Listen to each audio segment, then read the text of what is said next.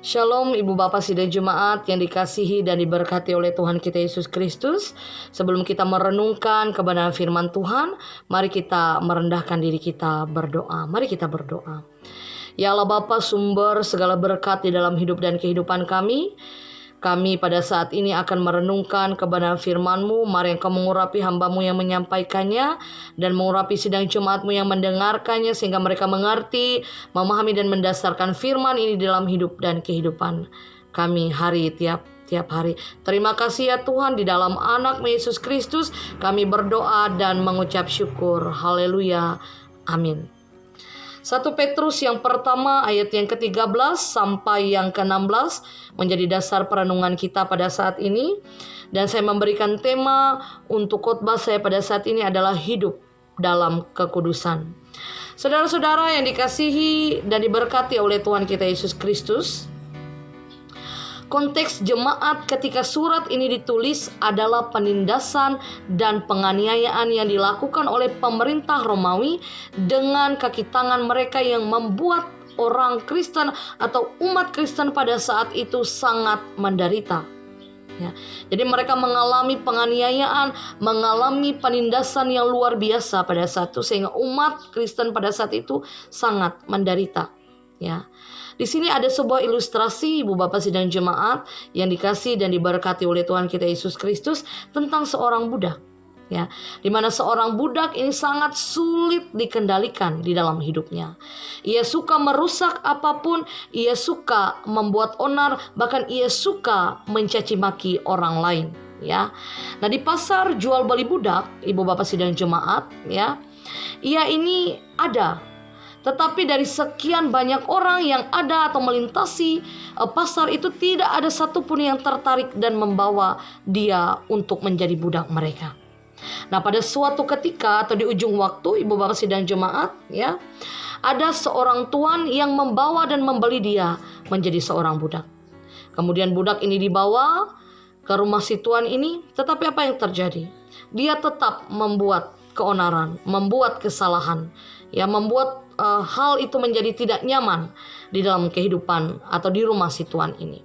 Nah, pada suatu ketika si tuan ini memberikan surat bagi si budak ini. Alangkah terkejutnya si budak ini ketika ia mendapatkan surat tersebut, di mana isi dari surat tersebut adalah pembebasan bagi dirinya.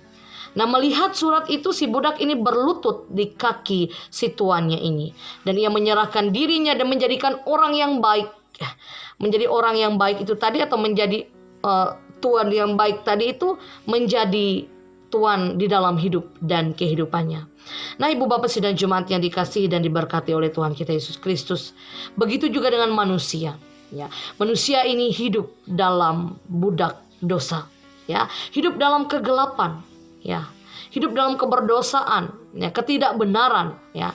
Akan tetapi karena kasih manusia ditebus. Nah, penebusan ini melalui darah Tuhan kita Yesus Kristus yang sudah menebus dosa kita. Ya, karena itu sebagai orang Kristen, ya, sebagai orang yang percaya kepada Tuhan kita Yesus Kristus, kita boleh mencerminkan diri kita sebagai orang yang sudah ditebus. Wujud ucapan syukur kita atas karya penebusan adalah menjaga kekudusan hidup kita tersebut. Ya, sebagaimana Allah kudus, maka hendaklah kita kudus.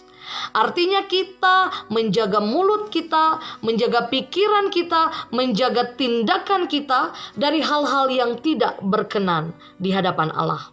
Ya, akan sangat mudah kita terjerat dari atau dalam hidup yang tidak berkenan di hadapan Allah. Akan tetapi ketika kita memohon kuasa Roh Kudus untuk memimpin kita, maka baik itu mulut, pikiran, dan tindakan kita, ya, akan berhasil kita jaga dengan baik. Ya, seperti budak dalam ilustrasi tadi, ketika ia dipimpin oleh Tuhan yang baik, maka ia akan taat dan setia, baik itu pada pekerjaannya maupun kepada tuannya. Sama halnya dengan kita, ketika kita menyerahkan sepenuhnya hidup kita untuk dipimpin oleh Allah, maka Allah akan memampukan kita melakukan hal yang berkenan di hadapannya, terkhusus dan terutama adalah hidup di dalam kekudusan. Tuhan memberkati kita dalam firman-Nya. Amin. Mari kita bersatu di dalam doa. Terima kasih untuk firman yang sudah kami dengarkan. Ajarkan kami untuk taat dan setia dan terutama hidup dalam kekudusan. Sehingga Tuhan memberkati kami dan memperkenankan kami untuk hidup dalam kekudusan tersebut, taat akan setiap perintah-perintah yang Tuhan berikan di dalam hidup dan kehidupan kami.